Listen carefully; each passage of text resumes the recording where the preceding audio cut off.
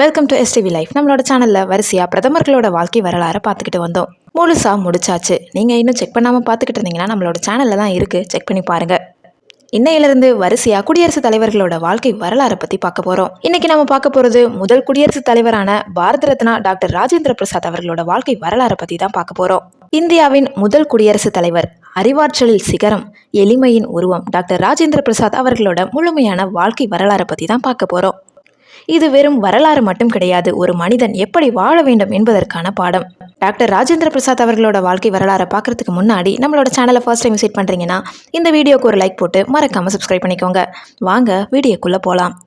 1884 வருஷம் டிசம்பர் மாதம் 3ஆம் தேதி பீகார் மாநிலம் சிவான் மாவட்டத்தில் உள்ள ஷெராடே என்ற அமைதியான கிராமத்தில் பிறந்தார் ராஜேந்திர பிரசாத். தந்தை மகாவீர சாகி ஒரு பெரும் அறிஞர், சமஸ்கிருதம் மற்றும் பெர்ஷிய மொழிகளில் புலி. தாய் கமலேஸ்வரி தேவி, தெய்வ பக்தி மிகுந்தவர். இவர்களது வளர்ப்பு தான் பிரசாத்தை ஒரு நேர்மையான மனிதராக உருவாக்கியது. சின்ன வயசுல எல்லாரும் இவரை ராஜன் என்று தான் அழைப்பாங்க. பிரசாத்தோட கல்வி ஒரு மௌல்வியிடம் தான் தொடங்குச்சு. 5 வயதில் ஒரு இஸ்லாமிய அறிஞரிடம் பெர்ஷியம், ஹிந்தி மற்றும் கணிதம் கத்துக்கிட்டாரு. அந்த காலத்திலேயே மத நல்லிலக்கணம் என்பது அவர் வீட்டிலிருந்தே தொடங்கியது என்பதற்கு இதுவே சாட்சி. இந்த ஆரம்ப கல்விதான் அவருக்கு பிற்காலத்துல பல மொழிகளை கையாளும் திறனை வழங்குச்சு. அன்றைய கால வழக்கப்படி பிரசாத்திற்கு 12 வயசுலேயே திருமணம் நடந்துச்சு. ராஜவன்ஷி தேவி என்ற பெண்ணை மணந்த பின்னரும் கல்வியில அவர் காட்டிய ஆர்வம் குறையல. திருமணத்திற்கு பிறகு தனது அண்ணன் மகேந்திர பிரசாத்தின் அரவணைப்புல வளர்றாரு. குடும்ப பொறுப்புகள் வந்த போதும் கல்வியில அவர் முதலிடத்தை தவறவிடவே இல்லை. சாப்ரா மாவட்டத்துல பள்ளியில படித்து முடித்த பிரசாத் கல்கத்தா பல்கலைக்கழக நுழைவுத் தேர்வில் அசத்தினாரு. அதுல மாநிலத்திலேயே முதலிடம் பெற்று மாதம் 30 ரூபாய் உதவித்தொகை பெற்றாரு. அந்த பணம் அந்த காலத்துல ஒரு குடும்பத்தையே நடத்தும் பெரிய தொகை. 1907 பொருளியல் முதுகலை பட்டம் வாங்கி கல்வியில சிகரம் தொட்டாரு. படிக்கும் காலத்திலேயே அவருக்குள்ள பொதுநல சேவை இருந்துச்சு. 1906 பீகார் மாணவர் அவையை தொடங்கினாரு. இது இந்தியாவில் மாணவர்களுக்காக உருவாக்கப்பட்ட முதல் அமைப்புகள்ல ஒன்று. பல பின்னால் அரசியல் தலைவர்கள் உருவாக இதுவே காரணமாக இருந்துச்சு. மாணவர் சக்தியை ஆக்கப்பூர்வமாக மாற்றியவர் பிரசாத் அவர்கள். முதுகலை பட்டத்திற்கு பிறகு பேராசிரியராக பணியாற்றி வந்த பிரசாத் சட்டத்துறையிலும் கால் பதிச்சாரு. சட்ட தேர்வுல பல்கலைக்கழகத்திலேயே முதல் மாணவராக வந்து தங்கப்பதக்கம் வென்றாரு. அதுக்கப்புறமா சட்டத்துல முனைவர் PhD பட்டமும் பெற்று டாக்டர் ராஜேந்திர பிரசாத் ஆனாரு. இவருடைய விடைத்தாளை பார்த்த ஒரு பேராசிரியர் மாணவர் ஆசிரியை விட சிறந்தவன் என்று எழுதினாராம். பீகார் மற்றும் கல்கத்தா உயர்நீதிமன்றங்கள்ல அவர் வழக்கறிஞராக பணியாற்றிய போது அவரது அறிவாற்றலை கண்டு நீதிபதிகளை வியந்தனர். சிக்கலான சட்ட பிரச்சனைகளை மிக எளிதாக தீர்த்து வைப்பாரு. மிக குறுகிய காலத்துல மிகப்பெரிய வருமானம் ஈட்டும் செல்வாக்கு மிக்க வழக்கறிஞராக உயர்ந்தாரு. சம்பாரன் சத்தியாகிரகத்தின் போது மகாத்மா காந்தியை சந்திச்சாரு. ஏழை விவசாயிகளுக்காக காந்தி செய்த போராட்டங்கள் பிரசாத்தை உழுக்குச்சு. காந்தியின் எளிமையும் நாட்டுப்பற்றும் பிரசாத்தை முழுமையாக மாற்றுச்சு.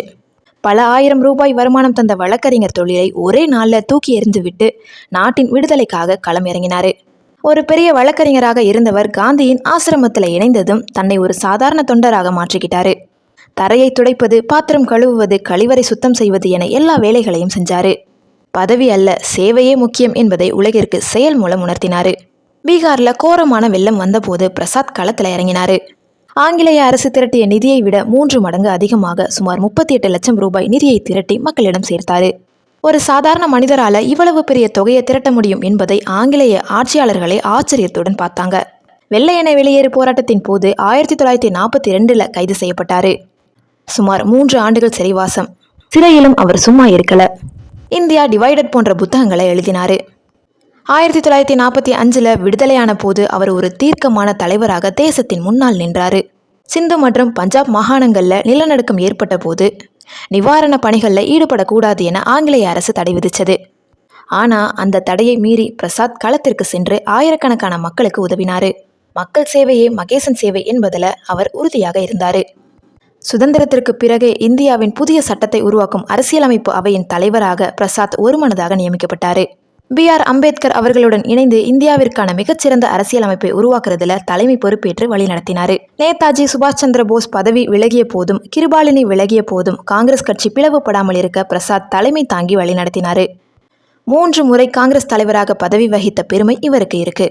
கட்சியை தாண்டி அனைத்து தலைவர்களாலும் மதிக்கப்பட்டவர் இவரு. 1950 வருஷம் ஜனவரி மாதம் 26ஆம் தேதி இந்தியா குடியரசு நாடாக மாறிய அந்த வரலாற்று சிறப்புமிக்க நாளில் இந்தியாவின் முதல் குடியரசுத் தலைவராக பதவியேற்றாரு. ஒரு புதிய தேசத்தின் முதல் குடிமகனாக அவர் அமர்ந்தது இந்தியாவின் பெருமை. ராஜகோபாலாச்சாரியாருக்கு பிறகு இந்தியாவின் முதல் குடிமகனாக பொறுப்பேற்றார். இந்திய வரலாற்றில் இன்னைக்கு வரைக்கும் எவராலும் முறியடிக்கப்படாத சாதனை இது. 1952 மற்றும் 1957 என 2 முறை குடியரசுத் தலைவராக தேர்ந்தெடுக்கப்பட்ட ஒரே நபர் இவர்தான். சுமார் 12 ஆண்டுகள் அப்பதவியில் இருந்து இந்தியாவுக்கு நற்பெயர் தேடித்தந்து குடியரசுத் தலைவர் பதவிக்கு ஒரு தனி மரியாதையை உருவாக்கினார்.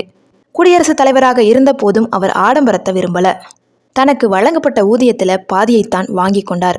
மீதி தொகையை அரசு கஜானாவிற்கே திருப்பி அனுப்பினார்.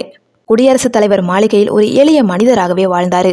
காந்தியின் கொள்கைகளை ஒருபோதும் கைவிடவில்லை. 1962 வருஷம் பதவியிலிருந்து ஓய்வு பெற்றார். அதே வருஷம் அவருக்கு இந்தியாவின் மிக உயரிய விருதான பாரத ரத்னா விருது வழங்கப்பட்டுச்சு. ஓய்வுக்கு பிறகும் அவர் ஒரு பெரிய பங்களாவிற்கு செல்லவில்லை. பாட்னாவில் உள்ள ததாகத் ஆசிரமத்திலேயே தங்கி எளிய வாழ்க்கையை தொடர்ந்தார். அவர் ஒரு சிறந்த சிந்தனையாளர் மற்றும் எழுத்தாளர். ஆத்மகதா என்ற தனது சுயசரிதை மூலம் தனது போராட்ட வாழ்க்கையை பதிவு செஞ்சார். ஹிந்தி மற்றும் இங்கிலீஷில் இவர் எழுதிய நூல்கள் இன்னைக்குமே மாணவர்களுக்கும் அரசியல்வாதிக்கும் ஒரு வழிகாட்டியாகவே இருக்கு. 1963 வருஷம் பிப்ரவரி மாதம் 28 அன்னைக்கு இந்த தேச தலைவர் மறைந்தார். நரேந்திர மோடி அவர்கள் எப்படி ஒரு சாதாரண பின்னணியிலிருந்து வந்து தேசத்தை வழிநடத்தினாரோ அதே போல பிரசாத் அவர்களும் தனது உழைப்பால் உயர்ந்தவர். பாரத ரத்னா டாக்டர் ராஜேந்திர பிரசாத் அவர்களோட இந்த வாழ்க்கை நமக்கு சொல்லும் பாடம் என்னன்னா, எளிமையும் நேர்மையும் இருந்தால் எதையும் சாதிக்கலாம். இந்த வீடியோ உங்களுக்கு யூஸ்ஃபுல்லாக இருந்திருக்கும்னு நினைக்கிறேன். இந்த வீடியோ பிடிச்சிருந்துச்சுன்னா லைக் பண்ணுங்கள், கமெண்ட் பண்ணுங்கள், ஷேர் பண்ணுங்கள். சப்ஸ்கிரைப் பண்ணாமல் பார்த்துக்கிட்டு இருந்தீங்கன்னா ப்ளீஸ் சப்ஸ்கிரைப் பண்ணிக்கோங்க. தேங்க்யூ ஸோ மச் ஃபார் வாட்சிங்.